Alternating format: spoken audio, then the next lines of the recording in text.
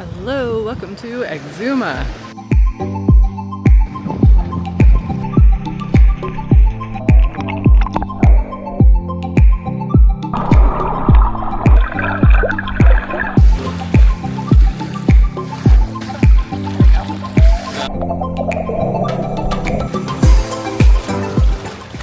I'm here on a little bit of a vacation with my family.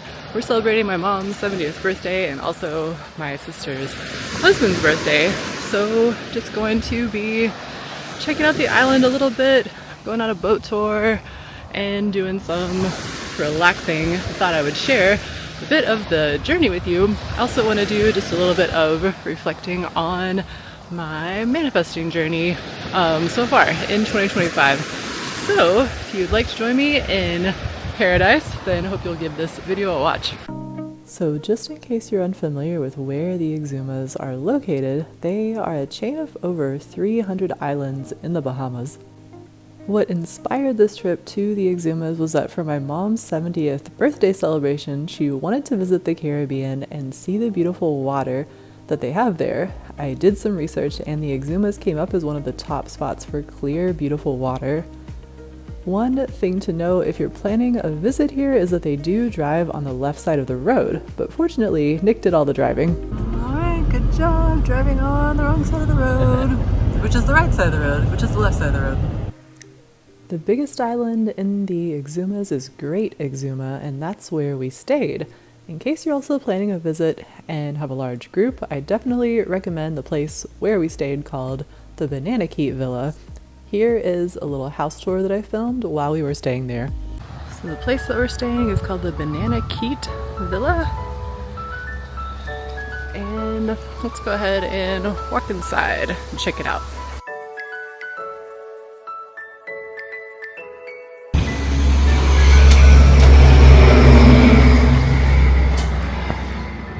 Didn't come like this with the streamers and everything. There's some decorations that were added because we're celebrating my mom's birthday and also my sister's husband Colin's birthday. But here's the main living space. So yeah, I got some really nice high ceilings, nice kitchen, and of course really nice view of the water. There's mom standing out there, and my sister and brother, sister's husband, have gone out in some kayaks too to try to make it up to that island. I'm not sure if they'll make it all the way out there. I'm not sure how far away it is, but yeah, they're gonna give it a try. So anyway, we've got the main living space, and yeah, we had kind of a 70s themed birthday party for my mom, and then Colin, my sister's husband, was also born in the 70s, and so yeah, we had a party for him too. Yesterday was his birthday. But yeah, we got the main living space and then 4 different bedrooms off of it.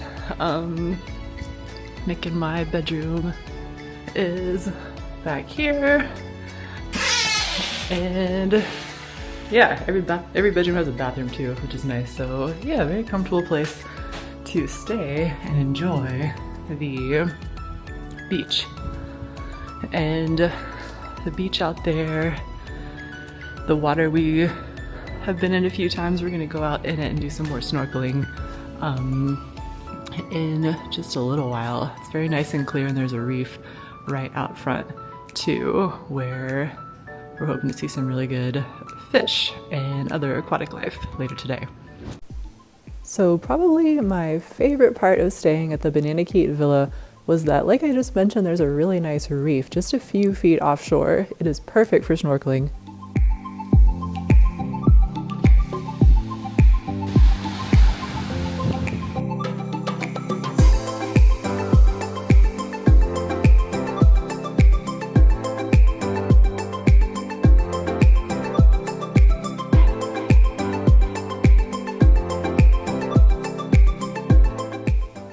Besides snorkeling, another thing to do at the BananaKeet Villa is kayaking. This is some drone footage that Nick shot of my sister and her husband in one kayak, and my brother is in the other kayak. For the week that we stayed here, about half the days were really windy and half were really calm.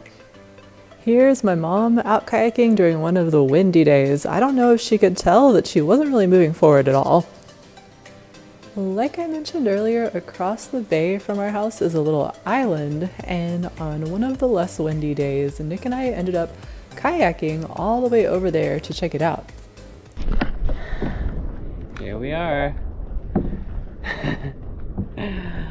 Heading over to there, that island. Well, we'll see.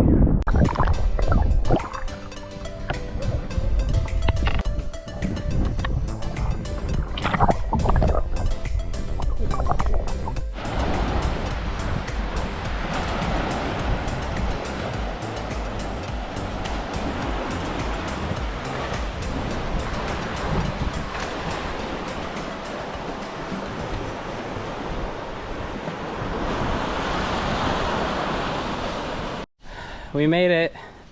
How does it feel? Tired. Tired. That was a good workout. Yep. There's the little island over there. And because snorkeling was so nice, and also Nick just recently got this drone, so it was exciting to try it out in such a beautiful location. Here's some more footage of snorkeling that we did on the last day that we were there.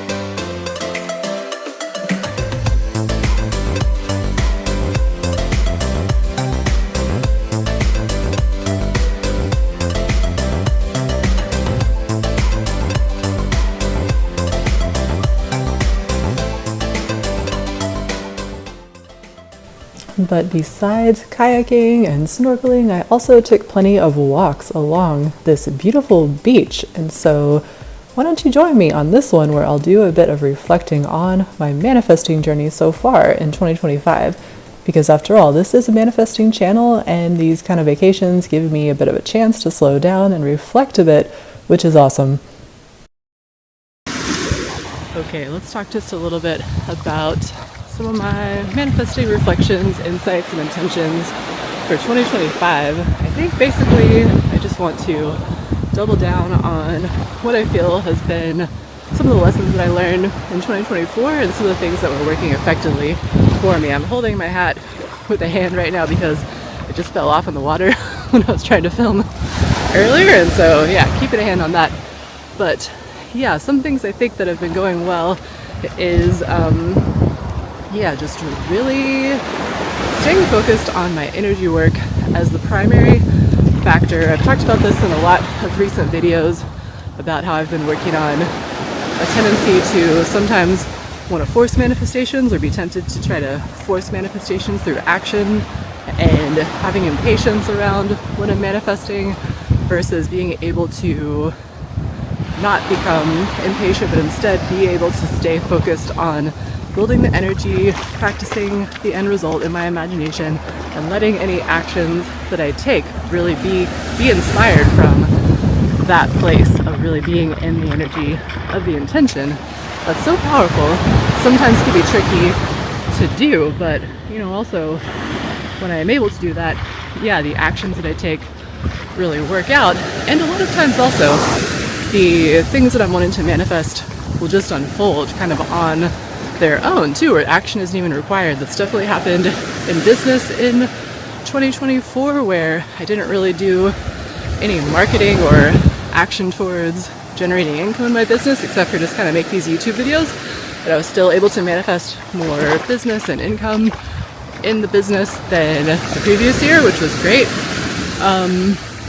But yeah, in other areas as well, I've really been trying to work on that tendency of not jumping into action too soon or thinking that my action is what makes things happen, what manifests things, that it is all about vibration. And then once you get the vibration in the right place, the right action naturally flows, you naturally know what to do, you naturally find yourself doing it, and a lot of times action isn't required. Things that you've already done in the past start working out, or people get in touch with you that you were wanting to get in touch with, different things like that.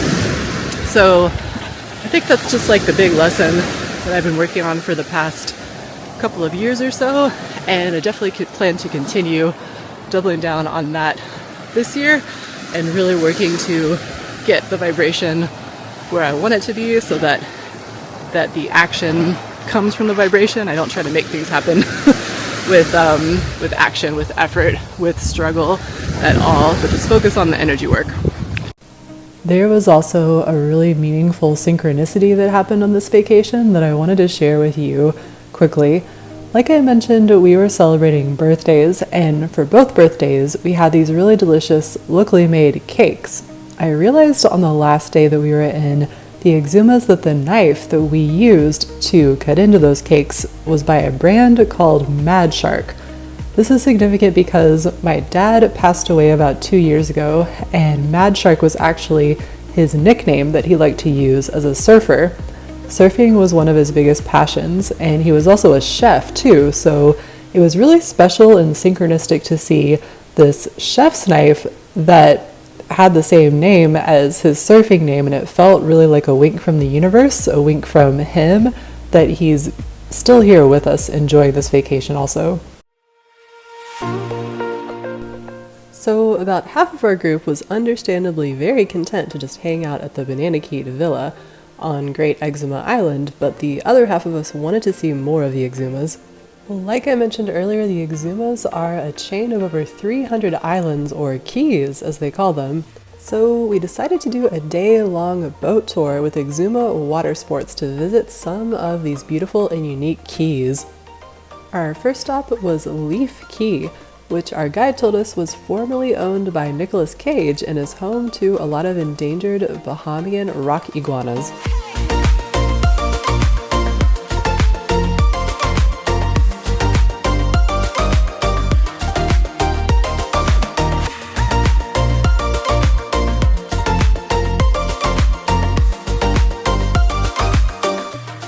Along the way to the next stop, we did some snorkeling at this really interesting underwater statue.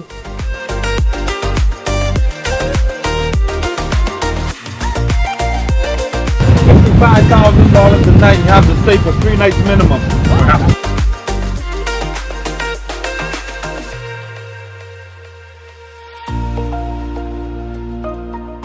The next stop on the boat tour was Big Major Cay, home of the famous swimming pigs.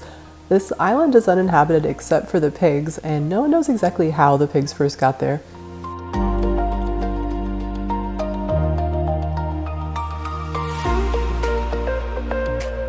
Thank you much. Hello. Wow, this guy's weird. Aww. Oh, little piglet.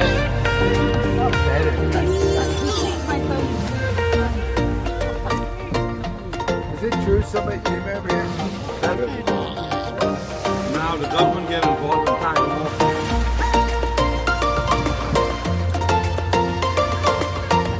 Thunderball Grotto was our next stop, and this was definitely one of my favorites. It's an underwater cave system made famous by the 1963 James Bond film Thunderball, and it's full of exotic marine life and coral.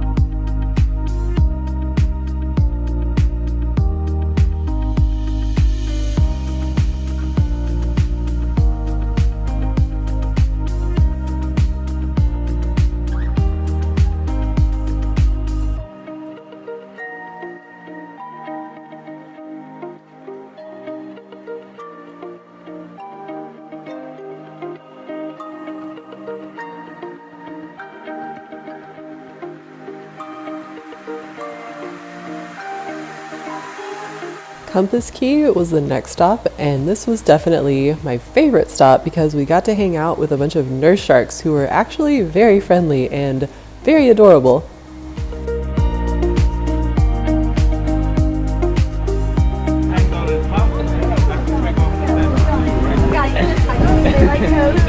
They like toes. Oh, little baby.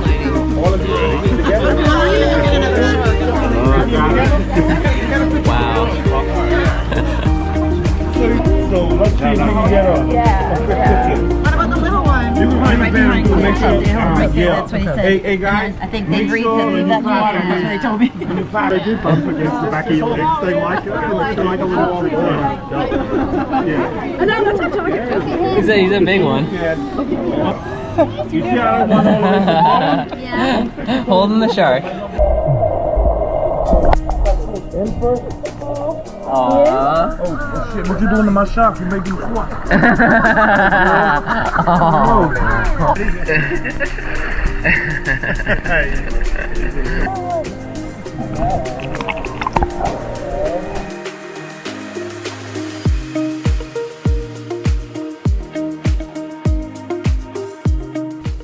Right nearby Compass Key and the nurse sharks is this sandbank where we made our next stop.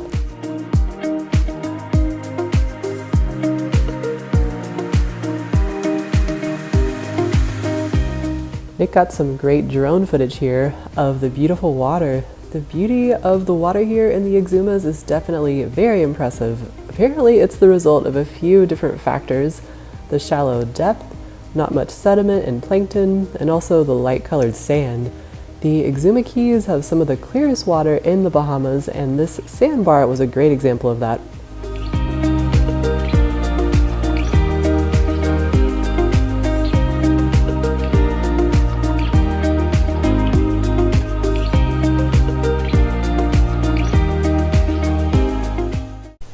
On our last day in Exuma, we decided to head down to Georgetown, the main city on the island, and make a quick stop at the straw market, which has tons of locally made straw products. My sister and I both picked up some adorable purses there. Next, we walked down to Elvis's water taxi service to get a ride over the bay to Stocking Island. Our reason for going to Stocking Island was mostly to visit the Chat and Chill beach bar and grill.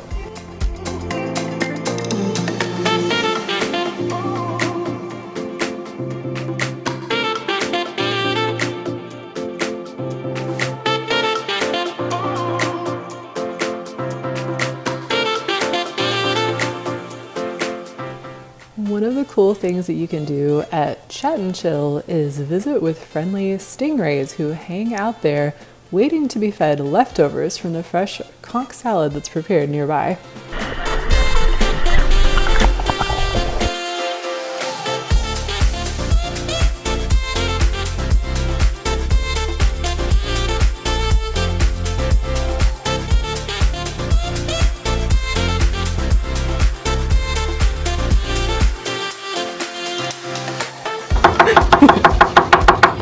So you just caught it fresh out of the sea, right? Well, he's been caught yesterday. Oh, okay, cool. Yeah, I just pulled him out of the water just now. Wow. Yeah. Still alive, still fresh. Yeah, I just had a conch substitute. Yeah. And then you and shrimp. Wow, thank you. Here we... That looks so good. What you got there? Yeah. It's too good. Conch salad, freshly chopped and made. Delicious. Wow, look at this. So it's fruity, it's got mango, pineapple, fresh conch, onions, Just out of the water too. bell pepper, lime.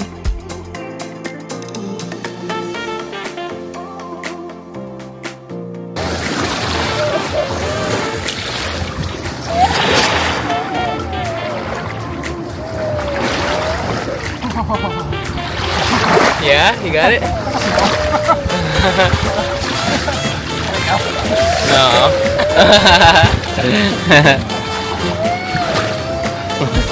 Yeah.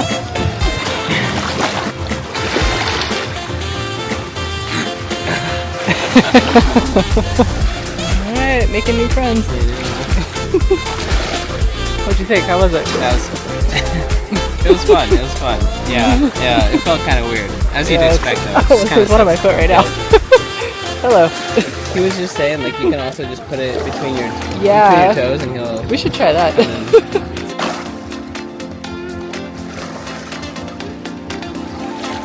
You got it? Aww.